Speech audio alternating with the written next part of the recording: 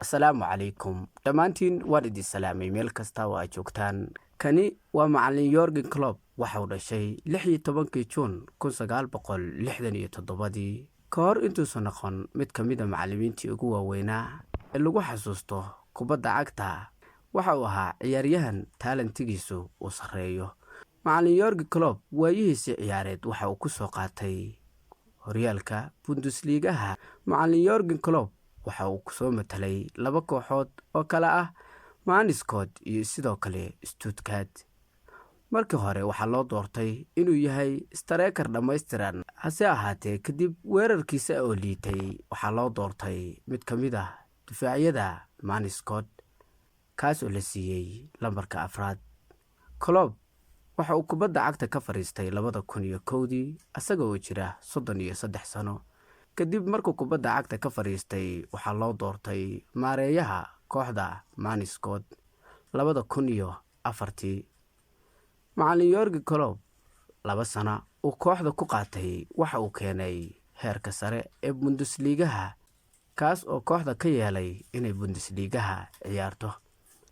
Kadib season-kii xigay kooxdu waa ay iska laabatay, hase ahaatee waxa dalab kaga yimid kooxda Dortmund, kaas oo loo qalqaalinayay booska macallinnimo oo markaas macallinka joogay tayadiisu aad ay u liidatay.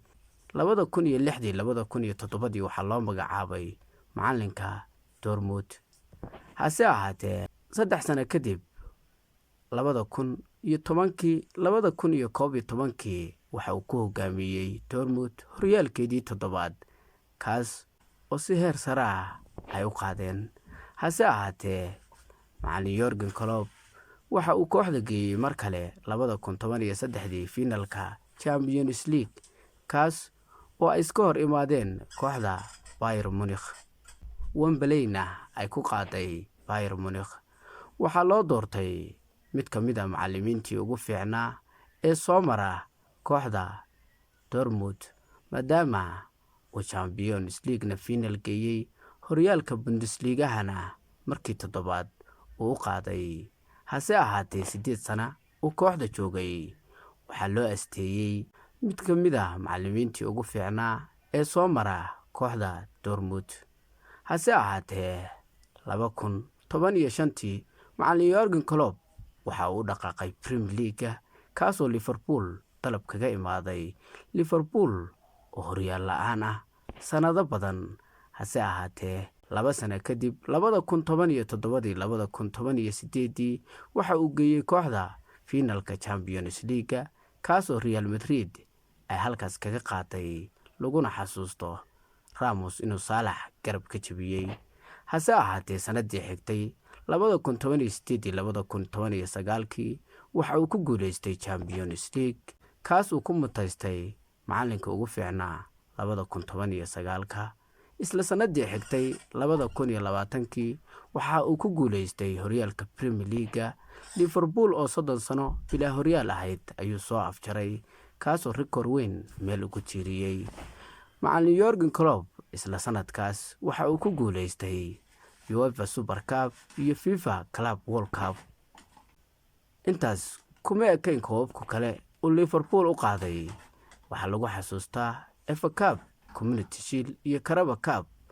wadar ahaan 8 koob ayuu u hooyay kooxda Liverpool. 8 sano uu kooxda joogay. Isla 2022 waxa uu geeyay final, kaas oo Real Madrid mar kale Paris kaga qaaday. Hase ahaatee macallin Jurgen Klopp waxa loo asteeyay kii ugu fiicnaa ee soo mara Liverpool, maadaama uu 8 koobna la qaaday, sidoo kalena celcelis ahaan guulasha ay ka badnaayeen intii horey u soo martay. Jurgen Klopp sanadii 2023-2024 waxa uu ka dhaqaaqay kooxda Liverpool, kaas oo shaqadii ka tagay. Hadda waa bilaa camal ku raaxaysanaya waqtigiisa nasiinada, loona filahayo xulkiisa qaranka inuu qaban doono. Haddaba taariikhda Jurgen Klopp intaas ayaan ku ekaysiinaynaa, maadaama buugag badan laga qoray. Dhammaantiin waa mahadsantiin. Muuqaalkan hadduu ku soo gaaray waxaan kaa codsanayaa bila show inaad ku soo biirto